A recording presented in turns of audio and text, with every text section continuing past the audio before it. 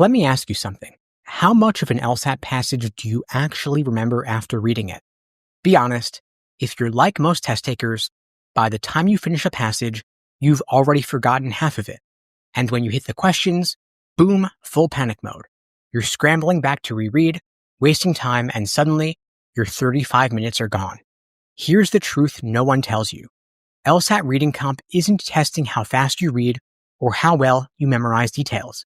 It's testing how well you think. And if you get this wrong, it can single-handedly kill your LSAT score even if you crush logical reasoning.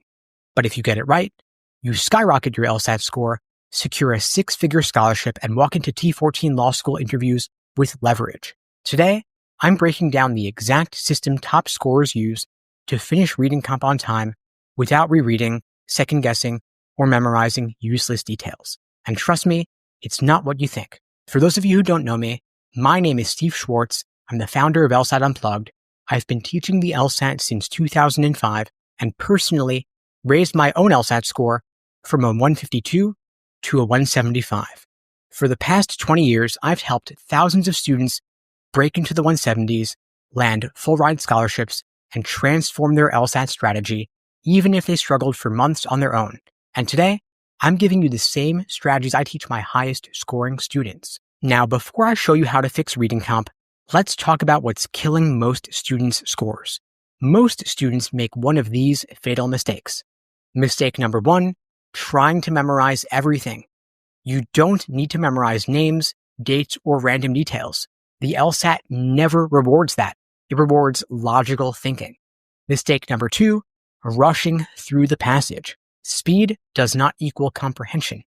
It's not about reading faster, it's about reading smarter. Mistake number 3, answering the questions in order. Most test takers waste time forcing themselves to solve tough inference questions first. That is the wrong move. You should be building momentum with the easier questions first. If you're guilty of any of these, don't worry, you're not alone, and the fix is easier than you think. Now, if you're finding this helpful and you want a quick download with strategies for reading comp, logical reasoning, and time-saving strategies, I've put together a free easy LSAT cheat sheet linked below this video. Grab your copy below with the links and it's 100% free. Now, step 1, the big picture reading strategy. Most students treat reading comp like an English literature test. They focus on what is being said instead of how it's being said. Here's what you actually need to do. First, look for the author's opinion. If they're neutral, it's not that important. But if they take a stance, pay attention. Next, you want to find the passage structure. Whether it's 2 viewpoints, argument and counterargument, cause and effect, knowing this upfront will make every question easier. Finally, ignore the examples. Seriously. Unless a question specifically asks about them, they're just filler designed to waste your time. Now, imagine reading an article titled The Future of Artificial Intelligence. You wouldn't need to memorize the exact years AI started developing, but you do need to know what's the author's take, do they think AI is helpful or dangerous, and what's the core argument. This is how top scorers read. They don't memorize facts, they focus on arguments.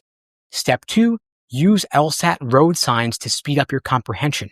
The passages are full of hidden clues that tell you what's important. Now here are the key road signs you need to know.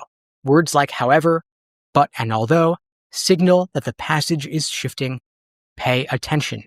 If they say, some argue that means you're going to have multiple perspectives and the author is setting up a contrast. Or if you see the phrase, for example, again, that's filler.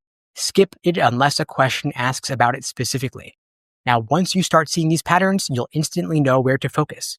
And here's the kicker. When you read the passage this way, you don't have to reread ever. Now, step 3 is to answer the questions in the right order.